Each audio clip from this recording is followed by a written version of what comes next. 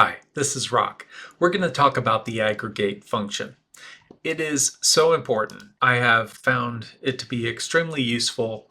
It combines a number of different functions that we've already talked about into one function with a particular feature, which is whether or not rows are hidden. So let's get into it, but just be patient because we're going to need to build a data set to show you the power of this.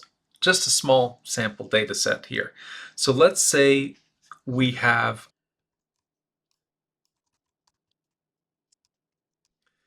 all right, so we've got some resources. We've got different phases of a project we're doing. We've got the software that's being used. We've got hourly rates here. We've got hours per month that these resources will work. Let's figure out a total cost here. It would depend on the length of the phase. So over here, we can say, and then the number of months. Let's say this is 8 months, that's 12, this one. Then the total cost here will be a function of, we can say the product of this. We've got the product of the hourly rate times the hours per month times the, we haven't done that number of months yet. So we'll get there, but for now you can just go with this, that number of months, which I'm going to do the next lookup for.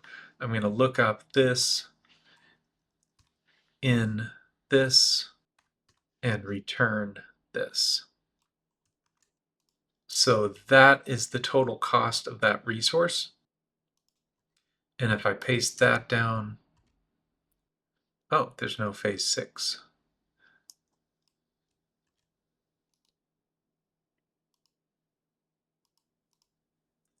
Change this phase 6 to be 12 months. There we go. So now we have the total costs as well. All right, let's see how aggregate works. And my favorite way to use aggregate is in combination with a filter, because the aggregate function takes, well, I'll show you when we get to the second argument, but we'll start with the hourly rate. So aggregate, and there are 3 arguments that I'm going to talk about. The first one is the function number. This is a number that you put in depending on what you want the aggregate function to do. So you've got all these options, 1 through 19, average, count, count A, max, min, product, etc.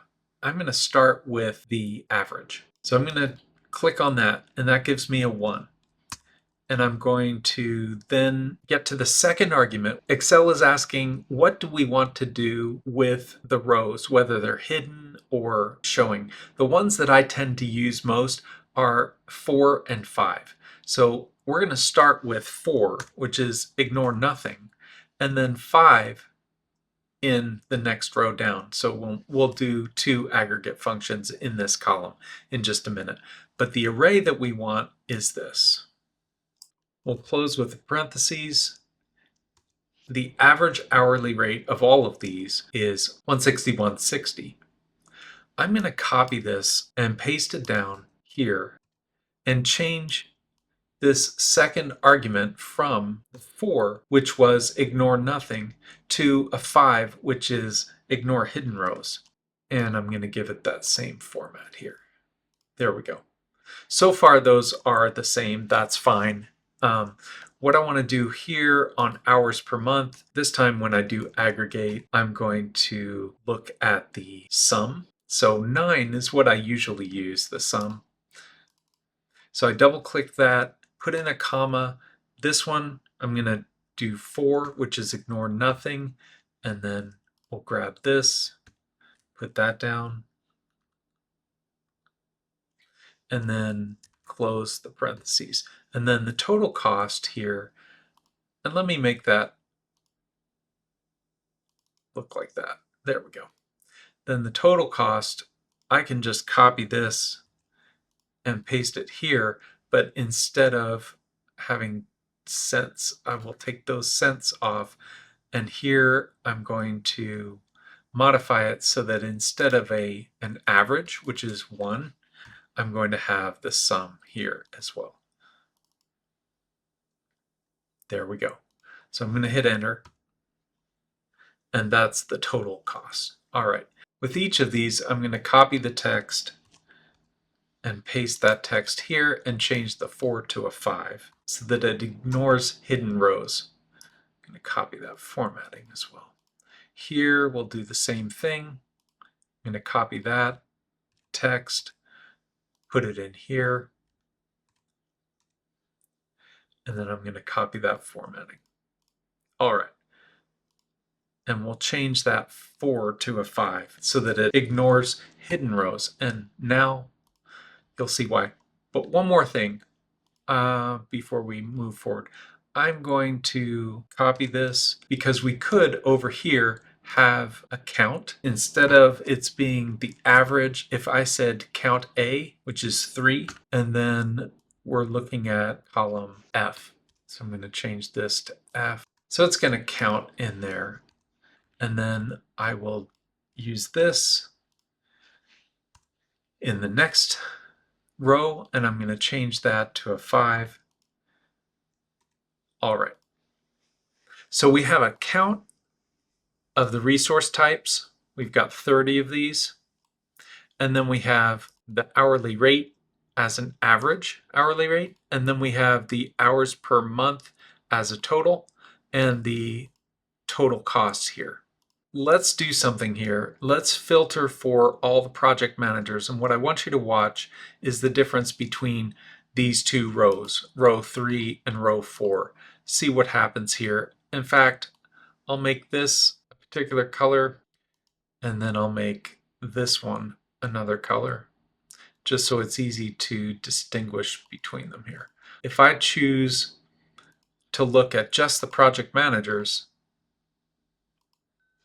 the average hourly rate for a project manager is 173 versus the 161 for the whole group. So what has happened here is we have a total of 30, but a filtered total count of 6. We have a total average of 161, and we have a filtered average of 173.